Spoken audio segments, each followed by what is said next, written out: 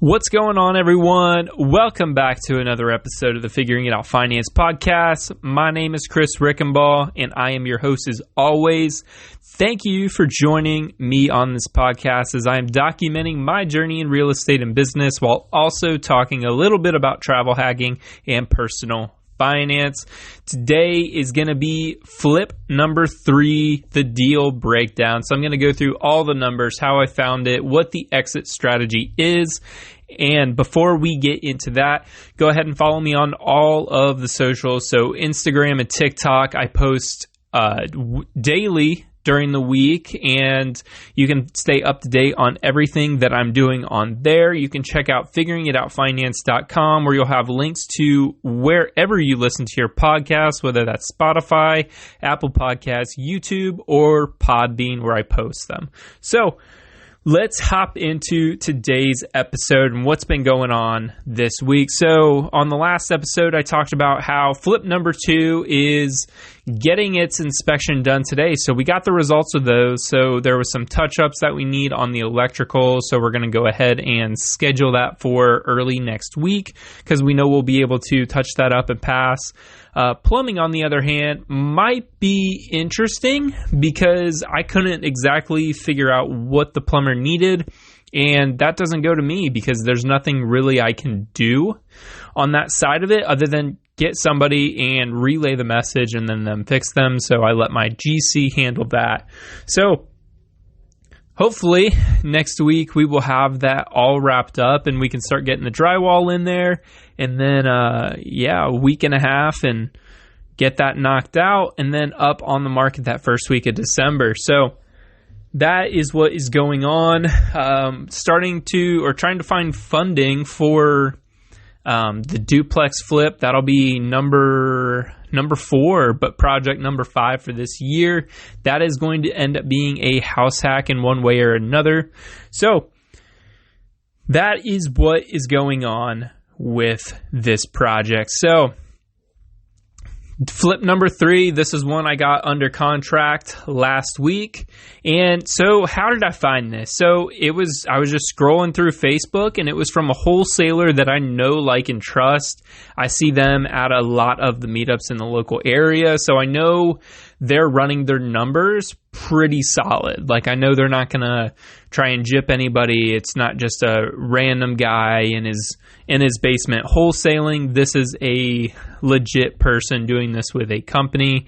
And then he ran his numbers pretty solid. So, I did the math on it, and he had the purchase price at $185 and then EMD, or $180 originally, and then earnest money was $4,000 down. So how I negotiated it, so what they normally do is their company, they give like a 24-hour, like, who can put in their highest and best offer. I said, yeah, he told me they got a lot of offers in right at 180. I said, all right, the best I could do is like 181 or 182. And he texted me back later that day. He's like, are you willing to do it today for $185,000 and $5K EMD? So I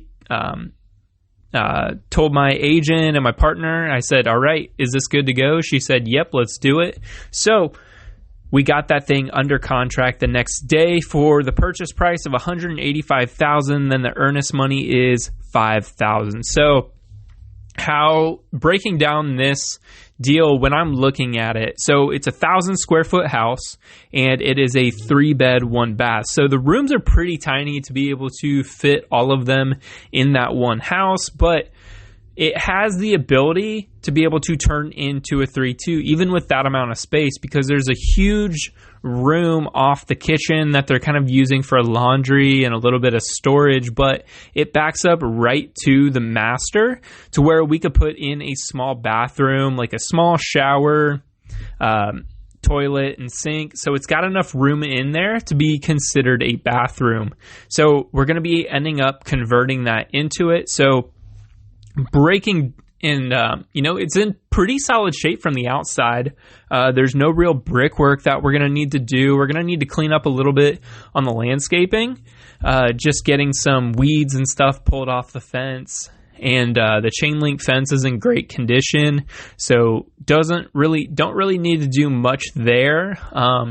We are going to end up painting the house, so we're going to plan on painting that thing white. We got to change out the front and back door. The front door is going to be a little bit higher end type of design with a couple of glass bars through.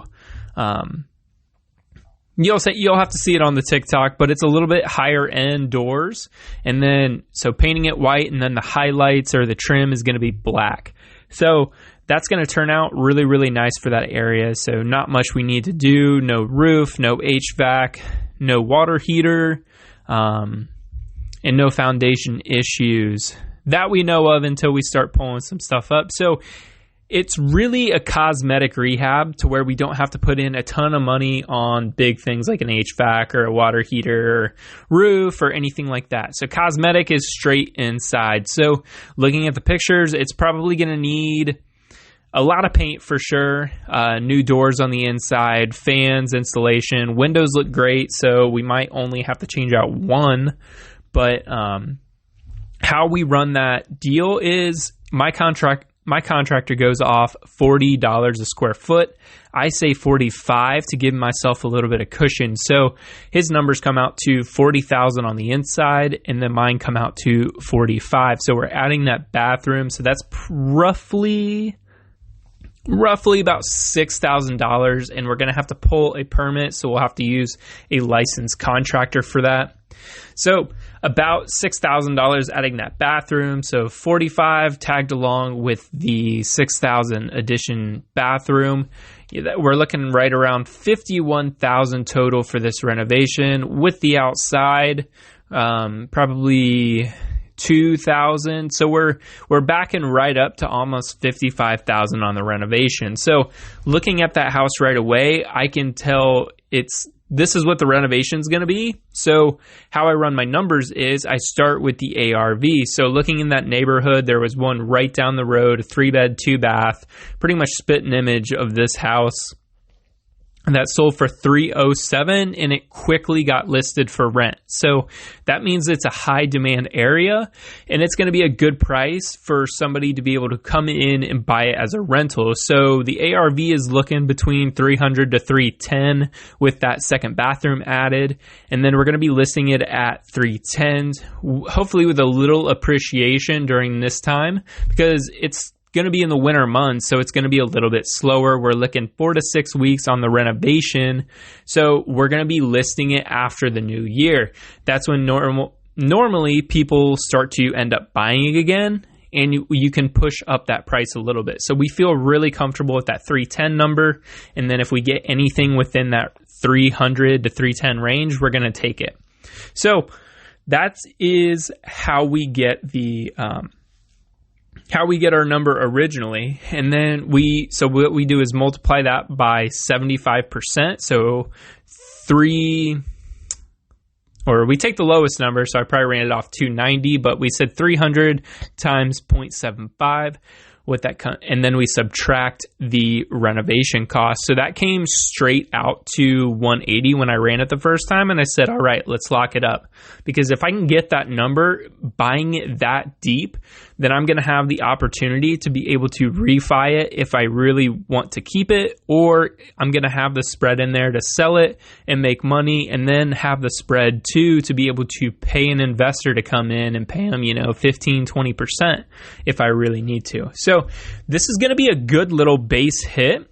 So looking at the net profit at the end of it, if we stick to all these numbers, it sells at what we want. I'm going to be profiting between 15 to 25,000, 25 or 30,000 on the complete high side, but we're projecting about 20 with it listing or selling right around 300 to 305. So as I broke down the renovation, so first off, those are the numbers. So EMD is at 5,000, purchase price is at 185, the renovation is 55, And then the ARV is going to be between 300 to 310, listing at 310. We run our numbers off the worst case scenario. So if the deal still works off of my worst case scenario to base case scenario, that means I should definitely do it. So I think this one came out to 180 or 185 right on the dot, to where that's the number I had to buy it at to be able to make a profit.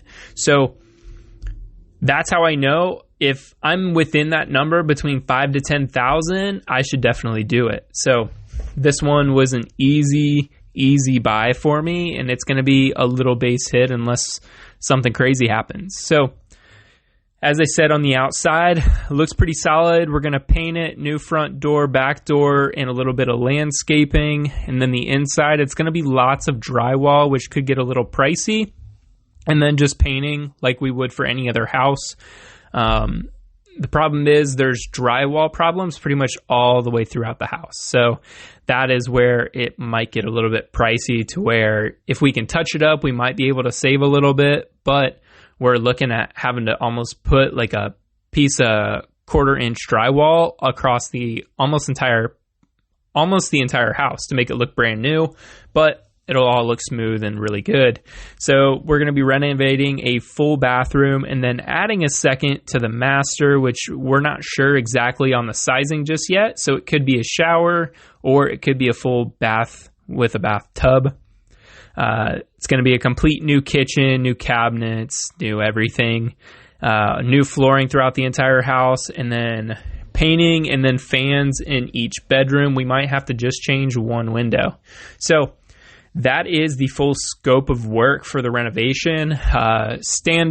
Pretty standard. It's probably going to be about a 6-week renovation, get in, get out, and then move on to the next one while we have, I'll have 3 projects going on at one time. So you can stay up to date on this podcast.